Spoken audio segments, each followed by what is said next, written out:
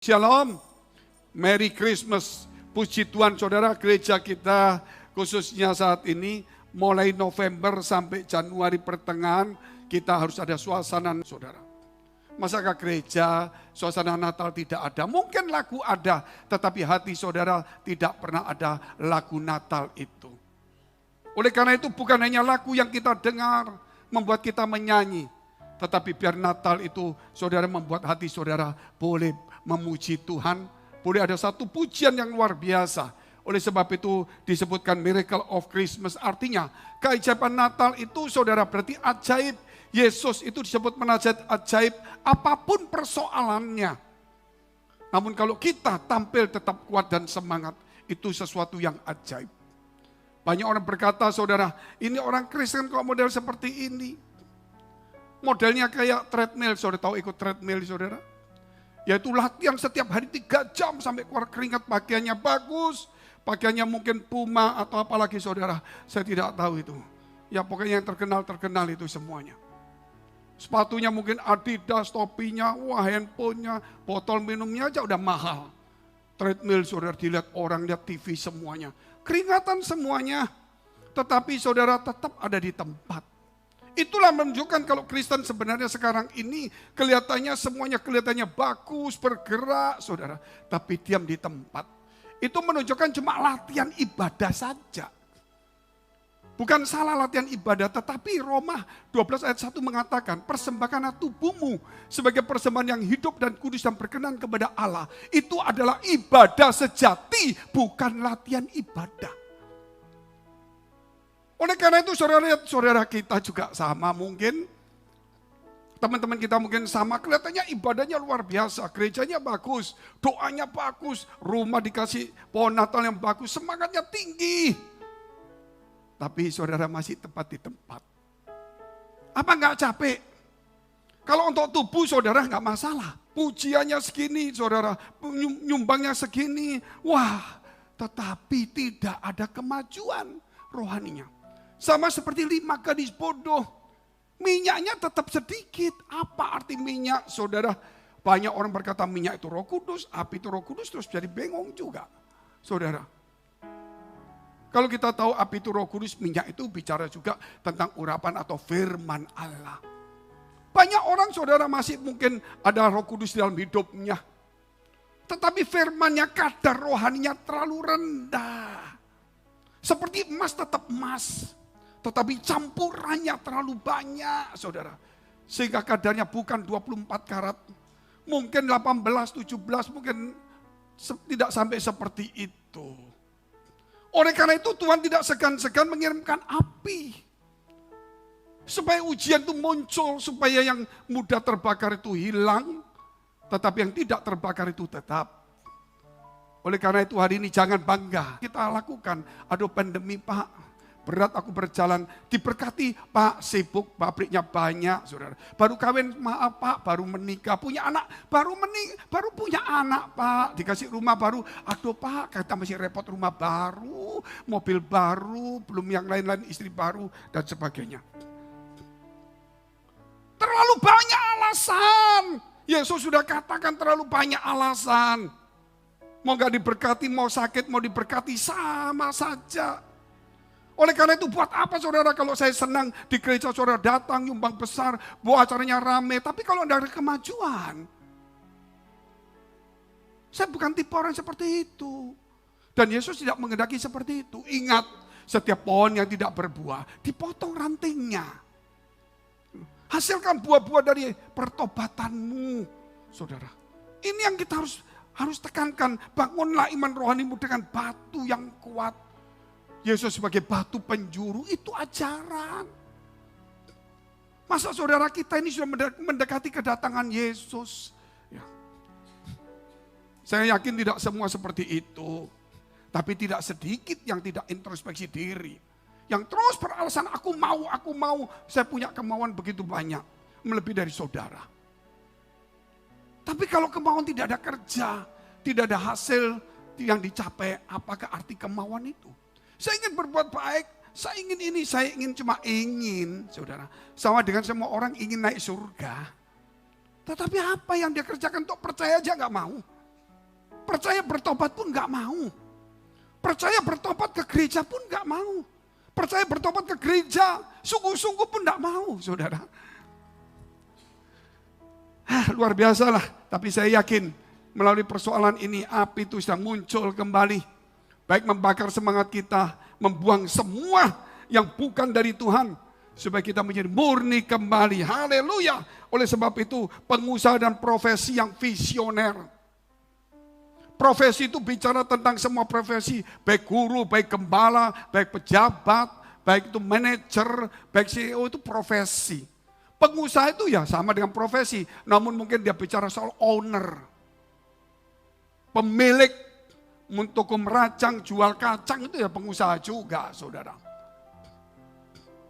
Oleh sebab itu hari ini kita bicara seperti itu. Pengusaha dan profesi yang visioner. Kita masuk dalam minggu 778, Mega Project hari Selasa. Kita lihat dulu Matius pasal 2 ayat 1 sampai dengan 8. Kalau kita tidak punya visi, mana mungkin bisa hidup. Kalau kita tidak punya cita-cita, orang dunia aja ngomong. Kalau tidak punya tujuan, tidak punya keinginan, mana mungkin punya gairah hidup. Walaupun itu mungkin benar atau salah. Demikian juga kekristenan, bukan cita-cita, bukan keinginan. Tetapi visi. Setelah kita membaca firman Allah, muncul rema. Rema itu mendidik, begitu luar biasa. Oleh karena itu kita lihat dulu firman Tuhan, apa yang dialami oleh bangsawan Majus dari timur.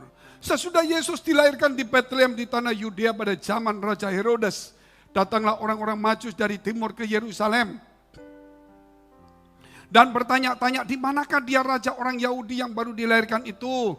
Kami telah melihat bintangnya di timur dan kami datang untuk menyembah dia. Ini bangsawan dari timur, orang Majus. Kurang lebih dari Persia, Persia itu daerah Iran. Karena dulu zaman kerajaan Romawi begitu luas Eropa sampai dengan Asia Barat.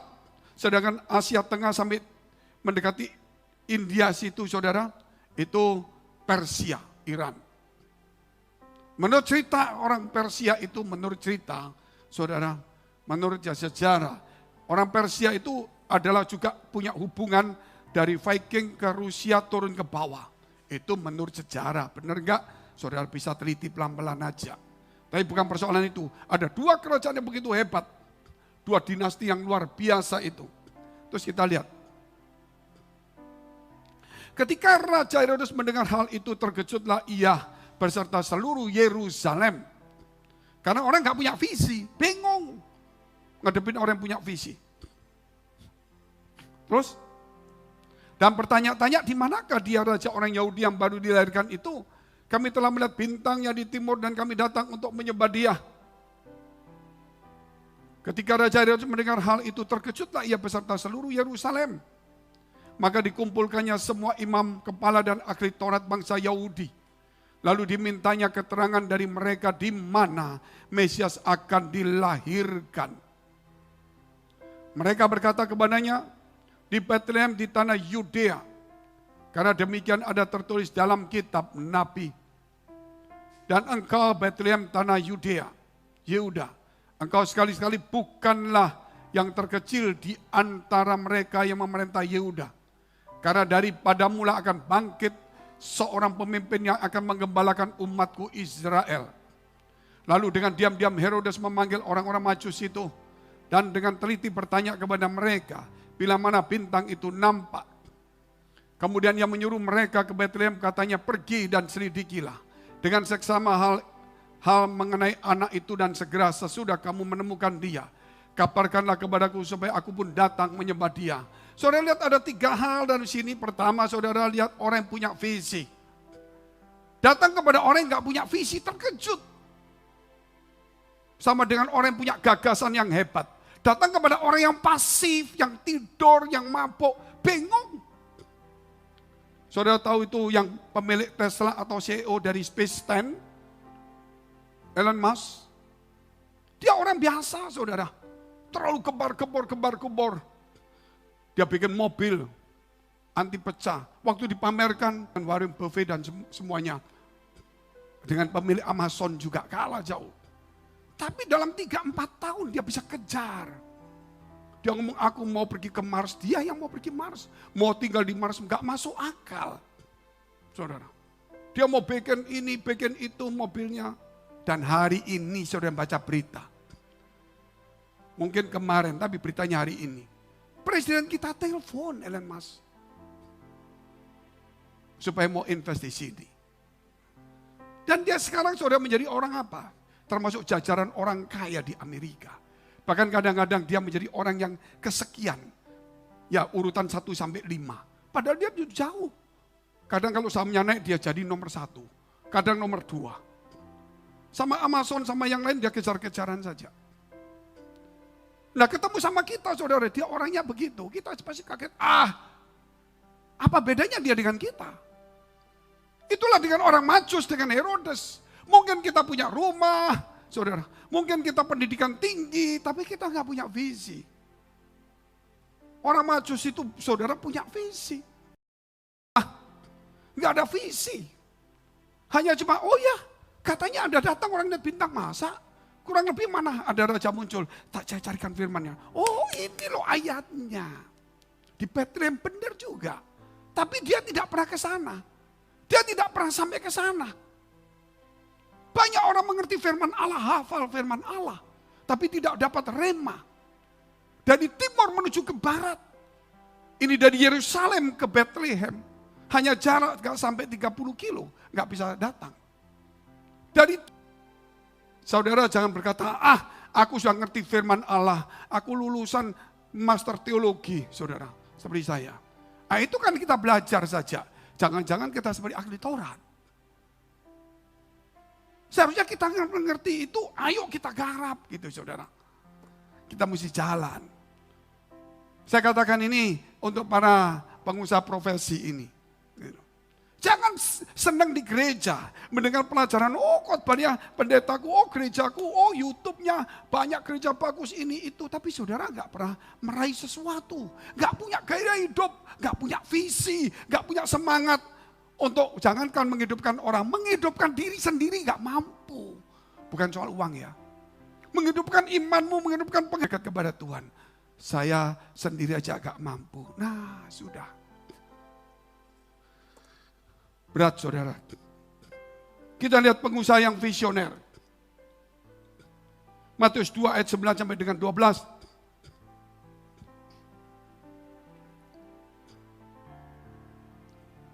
Setelah mendengar kata-kata raja itu, bangsawan Majus itu ya, orang Majus. Berangkatlah mereka dan lihatlah bintang yang mereka lihat di timur itu mendahului mereka. Hingga tiba dan berhenti di atas tempat di mana anak itu berada. Dia melihat bintang itu. Kemudian dia pikir, cuma di sini. Aku ikut Tuhan selamat. Seperti itulah biasa. Dia belum melihat lebih dalam firman Allah. Dia harus lebih dalam mengerti firman Allah, saudara. Bukan hanya berjalan dari Iran sampai ke Yerusalem. Cukup bagus. Sudah ribuan kilo. Hanya tinggal 30 kilo lagi. Gak sampai mungkin saudara. Hanya tetangga kayak Surabaya sama Sidoarjo begitu. Atau saudara Jakarta Bali. Akhirnya kemudian dia melihat bintang itu nampak kembali. Nampak kembali. Muncul kembali. Berarti sudah ada, cuma dia dibutakan oleh takhta. Dia dibutakan oleh kenalannya. Mungkin aku kenal Raja Herodes. Dia dibutakan oleh kondisi tempat aku di Yerusalem. Itu tempatnya megah. Dia dibutakan oleh begitu banyak pandangan. Padahal dari Iran dia dibukakan matanya untuk ke sana. Mungkin kita hari ini sebenarnya saudara. Kita sudah di tengah jalan yang tepat. Mungkin kita dibutakan. Dibutakan apa? Tempat yang megah. Kota yang besar, pekerjaan yang mewah, saudara, dan sebagainya. Hilanglah itu. Oleh sebab itu, keinginan dunia mematikan keinginan roh. Bukan berarti tidak boleh, saudara. Di belakang kita. Visi itu di depan kita, menonton kita. Visi itu lahir dari firman Allah. Sama dengan Mazmur 119 ayat 115. Firman itu pelita dan terang bagi kaki dan jalanku. Berarti dia di depan, bukan di belakang. Tidak mengajar kita untuk mendorong ke belakang. Engkau mau ingin melihat masa depanmu. Engkau ingin masa depanmu bagus. Engkau ingin dipakai Tuhan sebagai pengusaha walaupun mungkin jualan kecil. Tetapi engkau sukses, bukan sukses berarti semakin besar. Tetapi apa yang kamu jual semuanya boleh berjalan lancar. Mungkin tambah besar lancar, yang penting lancar dulu. Saudara. Mungkin sebagai seorang profesi. Datangi Tuhan, kalau kerjamu bagus, gak usah takut dipecat. Kalau dipecat berarti bosmu gak ngerti itu. Tapi kalau bosmu tahu dan melihat, pasti gak ada seperti itu. Yang penting kamu kerja aja. Bukan cuma dilihat bos saja. Yang penting kita kerja, bukan untuk pemimpin kita, pengusaha, ownernya, tetapi kita. 21, gak ada orang yang pernah lewat di situ. Belum pernah. Tanggal 31 Desember apa yang terjadi? Kita tidak tahu. Tetapi Tuhan sudah melewati. Kenapa Tuhan sudah melewati? Dia sudah membuat semuanya. Rencana sampai kedatangan dia. Sampai iblis masukkan neraka. Sampai dunia langit baru. Sampai Yerusalem baru. Sudah ditulis. Akhirnya dia datang kembali lagi. Saudara, di zaman ini sekarang. Tontonlah saya. Ditontonlah saudara. Diberilah firman Allah. Sebenarnya kamu sampai di sana. Tetapi dia tahu juga. Mungkin kita tidak pernah sampai juga. Oleh sebab itu diutuslah Roh Kudus. Diberilah firman. Diberilah gereja. Diberilah pengajaran firman. Tapi kita waktu dengar firman, aduh. Pelajaran matematika aja kita nggak berani tidur, saudara. Matematika, saudara tahu. Waktu anak-anak berapa banyak? Sisa 12 bakul. Firman Allah itu saudara, pernah mendengar Yesus khotbah, jemukan, lapar. Tetapi saudara lihat keajaiban muncul setelah firman itu masuk. Apa yang gak mungkin menjadi mungkin. Oleh sebab itu lihat firman datang di gereja bukan aku melihat pengkhotbahnya. Oh ayat ini aku sudah tahu. Tapi kita lihat. Setelah selesai Yesus mengajar di perahu Simon. Maka Yesus berkata, bertolaklah ke tengah. Tuhan, sepanjang malam aku sudah mencari ikan gak dapat. Tapi karena kamu suruh aku berangkat juga. Setelah selesai mengajar, tidak ada tanda-tanda mujizat, tidak ada pengusiran setan, khotbahnya biasa saja, jaraknya cukup jauh di perahu, saudara. Tetapi dampaknya mereka mendengar. Buktinya apa mendengar? Petrus berkata, dia bertolaklah ke tengah. Dia langsung berpikir, tetapi karena engkau suruh. Luar biasa enggak? Timbul imannya, dia bisa tangkap. Berarti Yesus mau bicara tentang kehidupan, masa depan. Yesus setelah bicara firman, dia ingin memberikan kepada kita makanan bukan rohani, jasmani. Sehingga Petrus langsung menangkap, loh sepanjang malam kami enggak dapat. Tapi karena kamu suruh, engkau suruh. Firmannya sudah masuk dalam hatinya. Coba kalau firman enggak masuk. Gak mungkin dia jadi. Segala sesuatu saudara ingat. Perkataan Yesus itu. Firman itu. Dia ngomong sama orang-orang itu. Di pesta Kana. Isilah dengan air. Diisi baru terjadi. Nanti kita lihat itu. Kita teruskan ini dulu. Amsal 10 ayat 22. Yeremia 17 ayat 5 sampai 8. Sudah berulang-ulang ke gereja, masih mengandalkan manusia. Berarti belum nangkap. Beginilah firman Tuhan, terkutuklah orang yang mengandalkan manusia. Jadi kalau kita mengandalkan manusia, terkutuk. Kalau saya mengandalkan manajer saya mengandalkan pemimpin saya untuk kerjaan, terkutuk.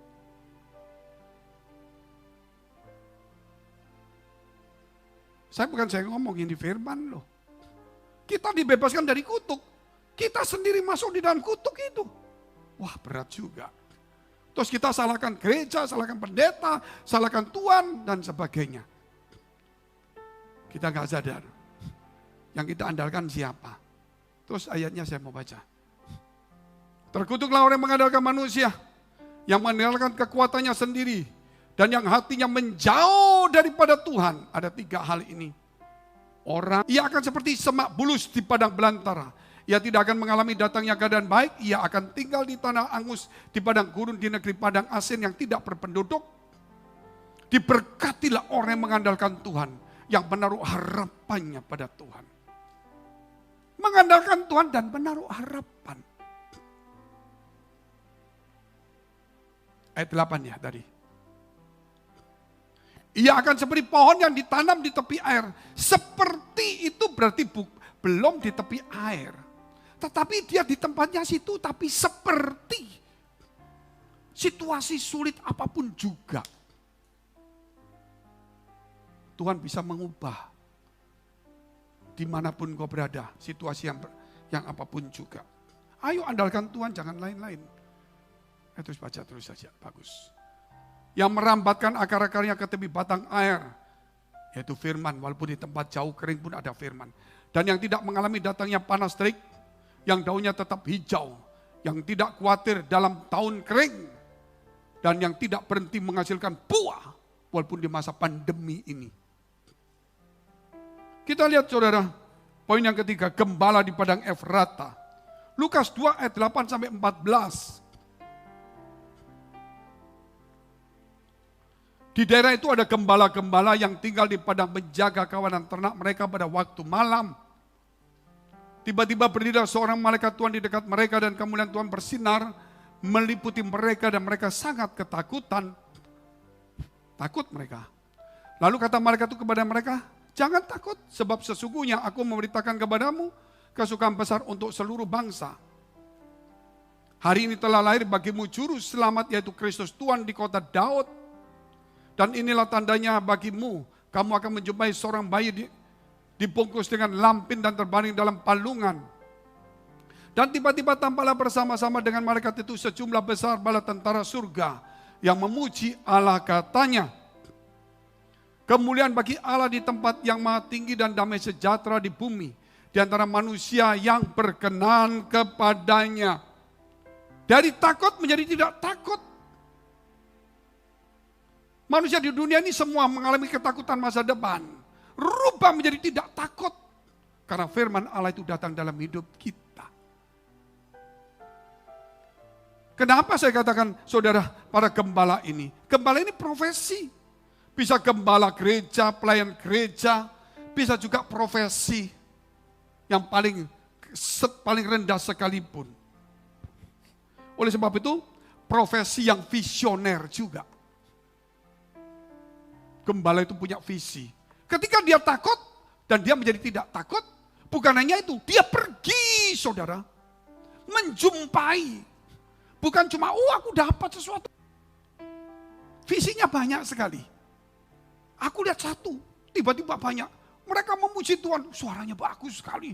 Waduh luar biasa, luar biasa. Itu jutaan malaikat, wah dia diundang sampai di Amerika, saudara. Diundang sampai dengan Afrika dan sebagainya. Tapi dia tidak pernah sampai. Oleh karena itu kita lihat. Lukas pasal 2 ayat 15 sampai dengan 20. Setelah malaikat-malaikat itu meninggalkan mereka dan kembali ke surga, gembala-gembala itu berkata kepada seorang pada yang lain, marilah kita pergi ke Bethlehem untuk melihat apa yang terjadi di sana seperti yang diberitahukan Tuhan kepada kita, firman-Nya.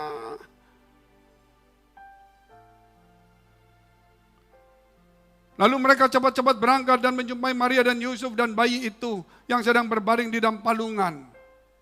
Dan ketika mereka melihatnya, mereka memberitahukan apa yang telah dikatakan kepada mereka tentang anak itu. Dan semua orang yang mendengarnya heran tentang apa yang dikatakan gembala-gembala itu kepada mereka. Tetapi Maria menyimpan segala perkara itu di dalam hatinya dan merenungkannya. Maka kembalilah gembala-gembala itu setelah mencapai visi, kembali memuji Tuhan. dan memuliakan Allah karena segala sesuatu yang mereka dengar dan mereka lihat. Jadi ada tugas, ada juga visi, saudara. Jangan cuma lihat visi, nggak tahu tugasnya. Dan semuanya sesuai dengan apa yang telah dikatakan kepada mereka. Luar biasa sekali, saudara. Wahyu 3 ayat 8. Aku tahu segala pekerjaanmu, lihatlah aku telah membuka pintu bagimu yang tidak dapat ditutup oleh seorang pun. Aku tahu bahwa kekuatanmu tidak seberapa, namun kau menuruti firmanku dan kau tidak menyangkal namaku. Luar biasa enggak, saudara? Kekuatan enggak seberapa, tapi aku membuka yang tidak bisa ditutup. Kalau Tuhan buka, tidak ada yang bisa nutup. Kalau bisa ditutup, berarti kita harus introspeksi diri. Yusuf ditutup-tutup pun akhirnya tetap sesuai terus. Petrus dapat visi. Saya mau bacakan ayatnya saja. Boleh, Yohanes 21 ayat 18. Aku berkata kepadamu, kata Yesus kepada Petrus sebelum dia naik surga. Sesungguhnya engkau masih muda, engkau mengikat pinggangmu sendiri, dan kau berjalan kemana saja kau kehendaki. Tetapi jika engkau sudah menjadi tua, engkau akan mengulurkan tanganmu dan orang lain akan mengikat engkau dan membawa engkau ke tempat yang tidak kau kehendaki. Yaitu boleh pelayanan, tapi di akhirnya dia akan juga dibunuh. Menjadi martir. Suatu hari ketika umur 80 lebih, berarti sudah 50 tahun lebih dia melayani di luar Yesus. Yesus sudah naik surga. Nggak usah lah, aku nggak keluar. Nggak apa-apa kita di sini mati, tapi kamu keluar dari Roma. Petrus keluar. Apa yang katakan Petrus waktu keluar?